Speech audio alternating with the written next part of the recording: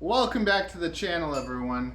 We all want to be giving the best care that we can to our reptiles, but what if our UVB lights are causing our reptiles cancer, or could cause our reptiles cancer?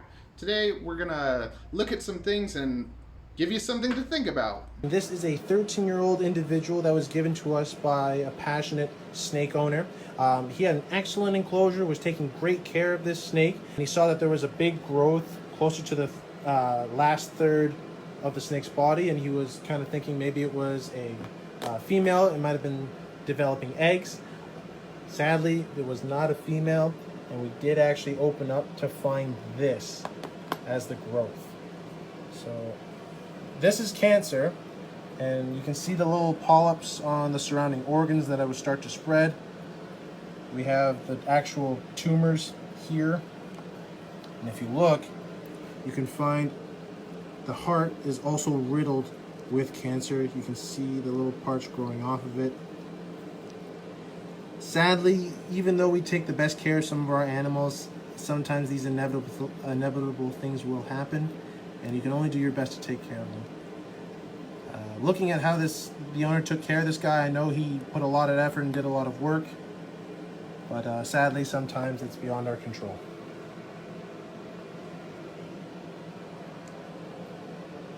He was supposed to be joining me. It's Leroy, but he's hiding behind me. He's a little shy Leachionis gecko, and a decade ago, we weren't really offering much UV for many animals, and now all of a sudden we're offering UV for everything. I just want to get you to think about things. That's what we're trying to do here. Too little UV is a bad thing, but I also think that too much UV might be just as bad, if not worse. So for us, if we go out and get sun, vitamin D is very good for us. And we can also supplement it into winter. It's something that I like to do for myself. You know, we don't get as much sun, we don't get as much vitamin D, so supplement the vitamin D and it makes you feel a little bit better. So I've always liked to take my reptiles out into the sun because the sunlight is the best source of UV. Here in Canada, we have winter, and you can't take every animal out into the sun all the time.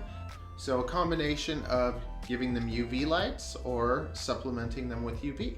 Back in the day, tanning beds used to be super popular and everyone would go tanning, and lately no one goes tanning. And why is that? Because, you know, studies have shown that getting UV that way can give you cancer.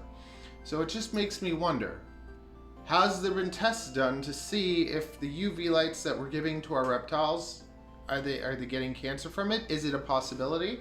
And I'm not saying that the UV lights will give them cancer. I'm just saying that it might be a possibility, and I think it's fair to say that, and I don't think there have been many studies done. I have a friend named Reptile Rob. He goes by Reptile Rob on Instagram. You can follow him. He's a great guy. He loves his animals. He gives them awesome bioactive enclosures. You should try and do that. You should do your best to give them the best home that you can give them. Rob got me really kind of thinking about the whole bioactive thing and how to do it. So since then, I've been like on this journey trying out different things, and it's harder than it seems, or maybe it's not. Maybe I'm just not that great at that stuff, but I've been growing different isopods, little like cow isopods and different things, and trying to get a bioactive thing going for a lot of my geckos. Robert had a Taiwanese beauty snake that he only had for a few years. He'd always talk about it, you know, it's always hanging out into UV, and many people that set up their animals with UV and bioactive enclosures are very proud of it and show it off. Like, hey, look, my animal's basking into UV. This is what they're meant to do. They love doing this. Oh, look, it went into the UV and then all of a sudden it started moving like it never had before. And of course, you're doing something you believe in, you're proud in it, you want to share it. It just so happens, his snake had some problems, and he thought maybe his boy was a female that had maybe some egg bound or something going on in there. It turns out that he took it to some people. He took it to the vet, eventually it went to a guy that goes by the Reptile Ranger.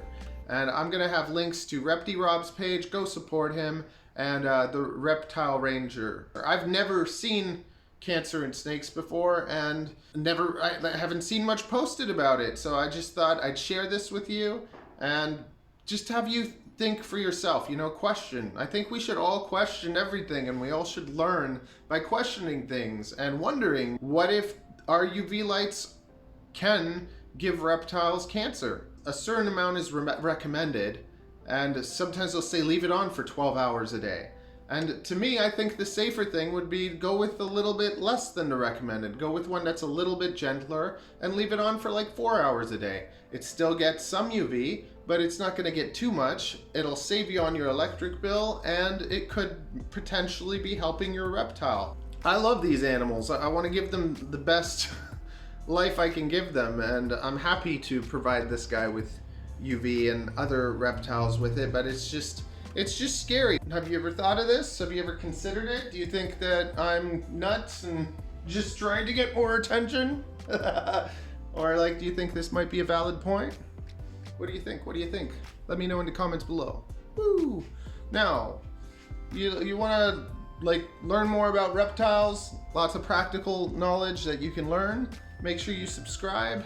It really helps me, and if you smash that like button, that helps me too. I like to be creative and think about things that people aren't talking about or aren't thinking about. So if there's something that you think we should talk about, let me know. Let's make a video about it.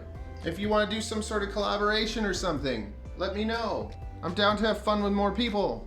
You know, I love people. I like being around people. I like talking to people.